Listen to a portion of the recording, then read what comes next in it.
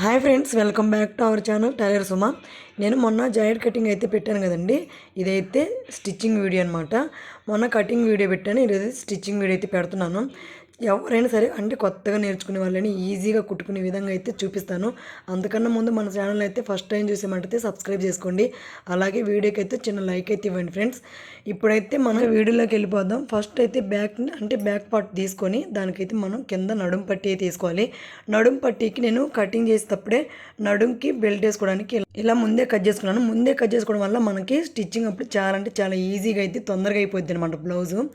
ఇంకా బ్యాక్ పార్ట్కి నడుం పట్టి అయితే ఇలా వేసుకోవాలి. నేను వీడియోలో చూపించిన విధంగా స్ట్రైట్గా ఒక కుట్టు అయితే వేసేసుకోండి. ఒకే లెవెల్లో ఉండాలి కుట్టు అనేది. అప్పుడు మనకి నడుం అనేది కరెక్ట్గా ఉండిద్ది, హెచ్చు తగ్గులు లేకుండా. ఇంకా స్టిచ్ చేసుకున్నాక మనం ఎలా అంటే రివర్స్ చేసేసి బ్యాక్ పార్ట్ మీద కాకుండా మనం అంటించిన పట్టీ మీద స్టిచ్ పడేటట్టు నీట్గా ఇలా కుట్టేసుకోండి. కుట్టు అనేది ఎప్పుడైనా ఒకే లెవెల్లో వస్తే మనకి జాకెట్ అనేది పర్ఫెక్ట్గా వస్తుంది. చూడండి, ఇలా స్టిచ్ చేసుకున్నాక ఇలా లోపలికి అంటే రైట్ సైడ్ కాకుండా రాంగ్ సైడ్కి లోపలికి అలా ఫోల్డింగ్ చేసి షోల్డర్ చక్కగా మనం అయితే ఒక డాట్ వేసుకోవాలి. అంటే వెనక పక్క డాట్లు వేసుకోవాలన్నమాట. 2 డాట్లు 2 షోల్డర్కి సమానంగా డాట్ వేసేటప్పుడు మనం కింద పక్క ఫస్ట్ అంటే మనం స్టార్టింగ్ అప్పుడు ఎండింగ్ అప్పుడు అయితే ఏ కుట్టుకైనా మనం రఫ్ అయితే లాగాలి. ఎందుకంటే కుట్టు అనేది ఊడిపోకుండా నీట్గా పర్ఫెక్ట్గా ఉండటం కోసం. చూడండి, నేను వీడియోలో చూపించిన విధంగా అలా 2 పక్కల స్టిచ్ చేసుకున్నాక మనకు బ్యాక్ పార్ట్ అయితే రెడీ అయిపోయినట్టే. దీన్ని అయితే ఇప్పుడు పక్కన పెట్టేసుకుందాం. ఇప్పుడు హ్యాండ్స్ అయితే తీసుకొని హ్యాండ్స్ ఎలా కుట్టాలో కూడా చూపిస్తాను. హ్యాండ్స్ కుట్టేటప్పుడు చాలా అంటే చాలా జాగ్రత్తగా కుట్టుకోవాలి. 2 ఒకే పక్క కుట్టుకుంటే ఒకే హ్యాండ్ లాగా వస్తుంది. అలా కాకుండా కరెక్ట్గా కుట్టుకోవాలి. ఇప్పుడు మనం ఫ్రంట్ పార్ట్ తీసాం కదా, ఒక క్రాసు అది ఇలా నేను వీడియోలో చూపించిన విధంగా ఫోల్డింగ్ చేసి కింద ఒక పక్క కుట్టాక రెండో హ్యాండ్ వచ్చేసి మేము ఎలా కుడుతున్నాం సేమ్ అలా కుట్టకుండా ఆపోజిట్లో అయితే కుట్టుకోవాలి. అప్పుడు 2 హ్యాండ్స్లు విడివిడిగా వస్తాయి. అంటే కుడి ఎడమ తేడా వస్తుంది. లేదా చాలామంది తెలియక ఒకే పక్క కుట్టుకొని స్టిచ్చింగ్ చేసుకోవడం చేతగాక అలా అంటే ఇబ్బంది పడుతుంటారు. వచ్చిన వాళ్ళకి కాదండి, రాని వాళ్ళకి కొత్త వాళ్ళకైతే వివరంగా చెప్తున్నాను నేను. చూడండి, ఎలా అయితే రావాలి. 2 హ్యాండ్లు విడివిడిగా వేరువేరుగా ఆపోజిట్గా రావాలి. ఇప్పుడు హ్యాండ్స్ కుట్టాం, బ్యాక్ పార్ట్ కుట్టాం కదా. ఇప్పుడు ఫ్రంట్ పార్ట్కి తీసుకున్నాను నేను. ఫ్రంట్ పార్ట్కి చూడండి, మనం డాట్లు పెట్టాం కదా, ఆ డాట్లు 2 ఇలా ఫోల్డింగ్ చేసి మనమైతే స్టిచ్ చేసుకోవాలి. స్టిచ్ కూడా మనం ఎలా పడితే అలా వేసుకోకూడదు. వాళ్ళ ఆది బ్లౌజ్ ఉండేది కదా, దాని డాట్ ఎంత పొడుగు ఉందో అంత పొడుగు అయితే మనం మార్క్ చేసుకొని అక్కడ దాకా 2 స్టిచ్లు అయితే వేసుకోవాలి. ఫస్ట్ మనం స్టిచ్ మామూలుగా వేసిన చివరికి వచ్చేసి కొంచెం రఫ్ లాగండి. ఫ్రంట్ డాట్ వేసాం కదా, ఇటు సైడ్ అంటే కాజా పట్టి ఉక్సి పట్టీలకి వేస్తాం కదా, అటు సైడ్ కూడా ఒక డాట్ పెట్టాం కదా మనం ఇందాక అంటే కటింగ్ అప్పుడు ఘాట్ పెట్టాం కదా, అక్కడ మళ్ళీ ఇంకో డాట్ అయితే వేసుకోవాలి. ఇలా ఈడీలో చూపించిన విధంగా. తర్వాత ఈ రెండింటిని ఇలా పట్టుకుంటే నేను ఆల్రెడీ కట్స్ అలా పెట్టాను చూడండి, దాని మీద మనకి డాట్ మళ్ళీ వేసుకోవాలి. అంటే కటింగ్ వీడియో చూడడం వాళ్ళకి అర్థమవుతుందని నేను ఇలా చెప్తున్నాను. ఇలా చేస్తే షేపులు అనేవి నీట్గా పర్ఫెక్ట్గా కుదిరితే ఎవరికైనా సరే ఇలా అయితే కట్ చేసుకొని కుట్టుకోండి.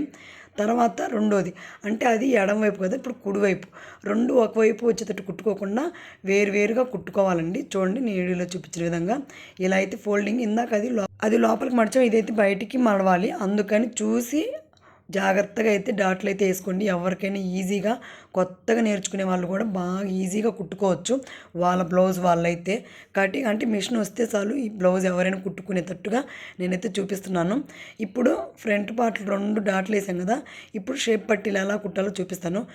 ఫస్ట్ ఎడం పార్ట్ వేస్తున్నాం కదా, ఎడం అంటే ఫ్రంట్ పార్ట్ని మనం ఫస్ట్ షేప్ పట్టీని అడుగును పెట్టి ఫ్రంట్ పార్ట్ని మధ్యలో పెట్టి మనం ఇప్పుడైతే నేను షేప్ పట్టీలు విడిగా 2 తీసాను. అంటే ఏమైనా 3 పట్టీలు పడతాయి అనమాట. మనం మెయిన్ది అంటే రైట్ సైడ్ది అడుగునేసి ఫ్రంట్ పార్ట్ని మధ్యలో పెట్టి అంటే ఫ్రంట్ పార్ట్ని రాంగ్ సైడ్ పెట్టాలన్నమాట.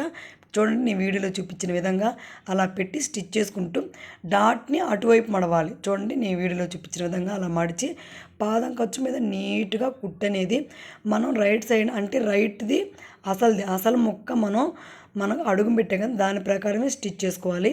నేను వీడియోలో చూపించిన విధంగా స్టిచ్ చేసుకున్నాక ఇప్పుడు చూడండి, ఫ్రంట్ పార్ట్ని మనం అంటే అడుగు దాన్ని వదిలేసి ఫ్రంట్ పార్ట్ని వరకు ఇలా ఫోల్డింగ్ చేసి అటుపక్కన అంటే అడుగునేసిన సేప్ పట్టీని పైన వేసిన 2 సేప్ పట్టీలని మనం ఇలా స్టిచ్ చేసుకోవాలి. నేను వీడియోలో చూపించిన విధంగా నేర్చుకునేది ఎప్పుడైనా సరే పర్ఫెక్ట్గా ఫస్ట్ నుంచి నీట్గా నేర్చుకుంటే ఫినిషింగ్ అనేది నీట్గా వస్తుంది. ఖర్చు కానీ ఏం కనపడకుండా జాకెట్ బోటిక్ వాళ్ళు కుట్టినంత నీట్గా పర్ఫెక్ట్గా మనమే నేర్చుకోవచ్చు.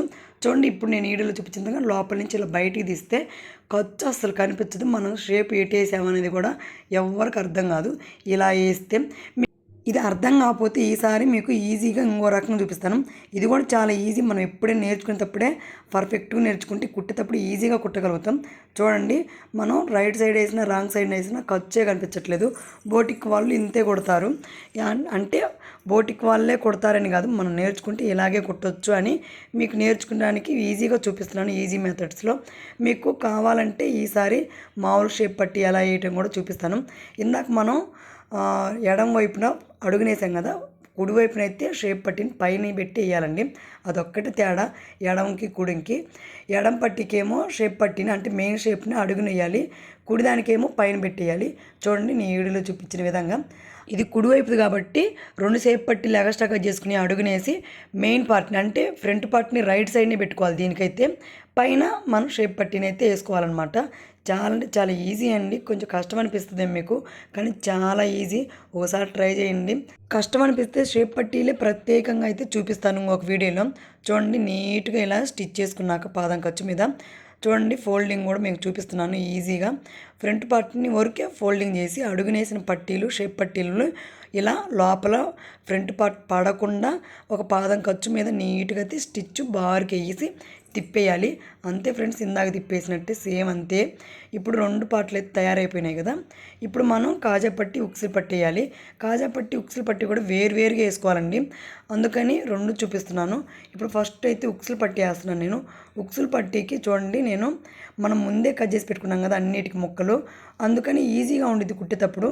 చూడండి, ఇప్పుడైతే నేను క్లాత్ని అలా ఫోల్డింగ్ చేసి రఫ్ అయితే లాగి చూడండి, ఇలా అయితే ఒక స్టిచ్ అయితే వేసుకోవాలి. నేను నీడిలో చూపించిన విధంగా బార్కి చూడండి అలా స్టిచ్ చేసుకున్నాక లోపలికి ఇలా ఫోల్డింగ్ చేసి అక్కడ కూడా మళ్ళీ అంటే అక్కడ కూడా ఒక స్టిచ్ చేయాలన్నమాట. లోపలికి మడిచి అక్కడైతే ఒక స్టిచ్ చేయాలి. అక్కడ కూడా గట్టి స్టిచ్ వేసుకొని బార్కి అయితే స్టిచ్ లాగండి.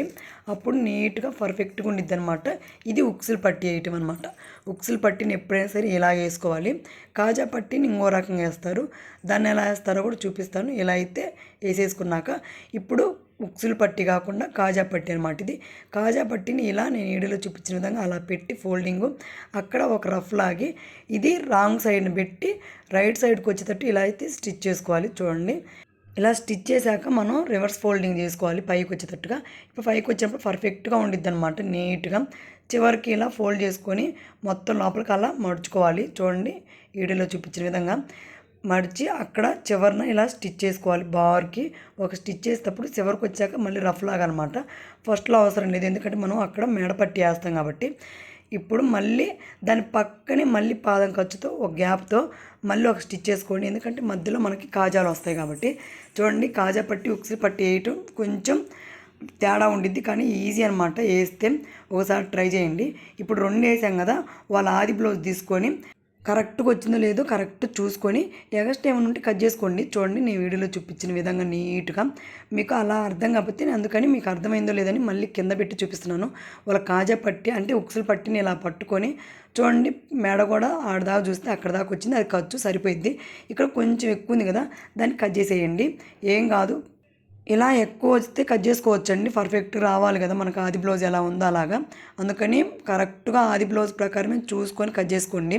చూడండి, అలా కట్ చేసుకున్నాక ఇంకా మనకి బ్యాక్ పార్ట్ రెడీ చేసాము, హ్యాండ్స్ రెడీ చేసాము. ఇప్పుడు కాజా పట్టి ఉక్సులు పట్టి కూడా రెడీ అయిపోయినాయి కాబట్టి ఇప్పుడైతే మనం షోల్డర్లు అయితే జాయిన్ చేయాలి. షోల్డర్ జాయిన్ చేసేటప్పుడు జాగ్రత్తగా గమనించి జాయిన్ చేసుకోండి. రైట్ సైడ్న మనం బ్యాక్ పార్ట్ని వేసి రాంగ్ సైడ్ రైట్ సైడ్ కలిసేటట్టు చూసుకొని మనం ఇప్పుడు వేస్తుంది ఉక్సులు పట్టిని అటు సైడ్ అంటియాలండి. చూడండి, నేను వీడియోలో చూపించిన విధంగా 2 రైట్లు ఒక పక్క వచ్చేటట్టు చూసుకొని కరెక్ట్గా అయితే అంటించుకోండి.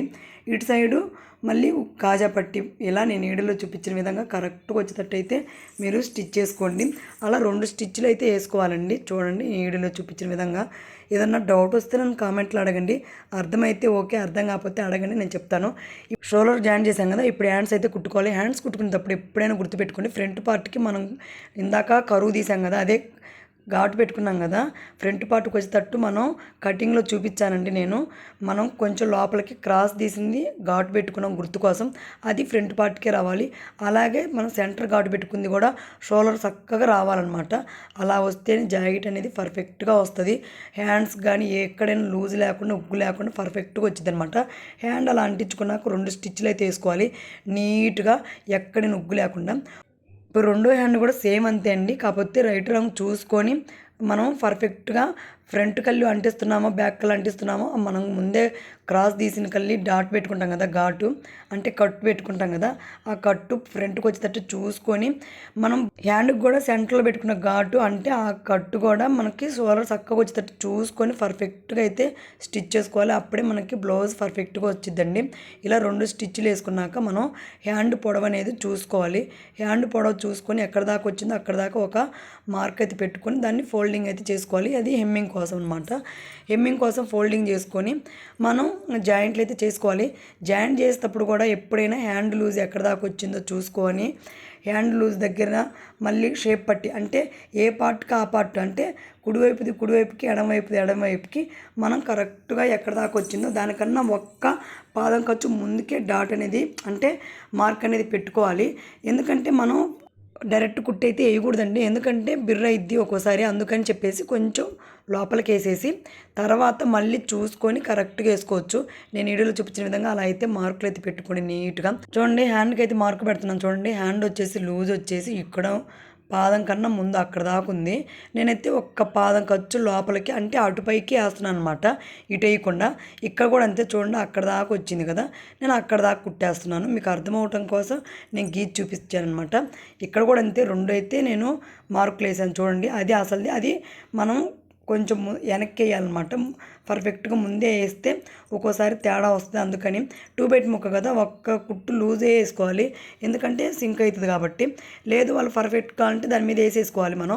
అది బ్లౌజ్ మళ్ళీ ఇప్పుడు ఎలా ఉందో కరెక్ట్గా అంటే షేప్ పట్టీకి ఏ షేప్ పట్టీకి ఆ షేప్ పట్టీకి ఇలా పట్టుకొని చూసుకొని పర్ఫెక్ట్గా కుట్టు వచ్చిందో లేదో చూసుకొని లూజ్ ఏమైనా ఉంటే మళ్ళీ కుట్లు వేసేసుకోండి. సరిపోతే ఓకే అండి, నాకైతే సరిపోయింది. నిన్న పక్కనైతే కుట్లు వేసేసాను అనమాట.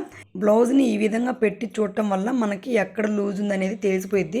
ఆ లూజ్ ఉన్నప్పుడు ఎక్కడైతే లూజ్ ఉంటుందో అక్కడ అటుంత ఇటుంత అయితే ఒక స్టిచ్ చేసుకోవాలి. నేనైతే 2 పక్కల స్టిచ్ అయితే వేసేసాను చూడండి. పక్కన అటు 3 ఇటు 3 కుట్లు అయితే వేసుకోవాలి. నీట్గా వేసుకొని ఖర్చు ఏమైనా ఉంటే కట్ చేసుకోండి. కట్ చేసుకుని అటుపక్క కూడా ఒక స్టిచ్ అయితే నీట్గా అనేది ఉంటుంది పర్ఫెక్ట్గా, అంటే బ్లౌజ్ బోటిక్లో కుట్టినంతగా నీట్గా ఉండిద్ది అనమాట ఐరన్ చేస్తే. ఇంకా ముందే మనం కట్ చేసి పెట్టుకున్న మెడ ముక్కలు ఉన్నాయి కదా, వాటిని కూడా ఒకదాని మీద ఒకటి ఇలా అంటించేసుకొని మనం నెక్ అయితే జాయిన్ చేసుకోవాలి. అంటే నెక్ కూడా మనం మెడ ముక్కలు ఇలా వేయాలన్నమాట, క్రాస్ ముక్కలే వేయాలి, స్ట్రైట్ ముక్కలు అస్సలు వేయకూడదు. ఇప్పుడు చూడండి కొంచెం ఫోల్డింగ్ లోపలికి అలా వదిలేసి పాదం ఖర్చు మీద నీట్గా ఎక్కడ పాదం ఎత్తి దించకుండా కరెక్ట్గా ఒకే లెవెల్ మీద నీట్గా అయితే మెడ అయితే కుట్టుకోవాలండి.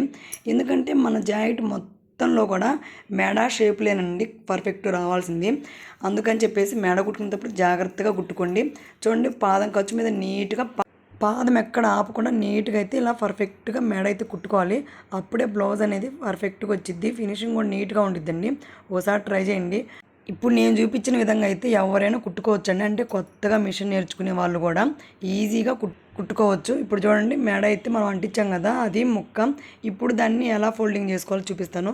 చూడండి లోపలికి అలా ఫోల్డింగ్ చేసి కొంచెం ఇలా చూడండి నేను వీడియోలో చూపించిన విధంగా అలా ఫోల్డింగ్ చేసి మొదట్లో అంటే ఫస్ట్ స్టార్టింగ్లో రఫ్ లాగి దాని మీద అంటే బ్లౌజ్ మీద కాకుండా ఇలా అంటించే ముక్క మీద కాకుండా మధ్యలో కుట్టు అనేది అక్కడ జాయింట్ మీద స్టిచ్ అనేది పడేటట్టు నీట్గా చివరి వరకు అలాగే స్టిచ్ అయితే చేసుకోండి.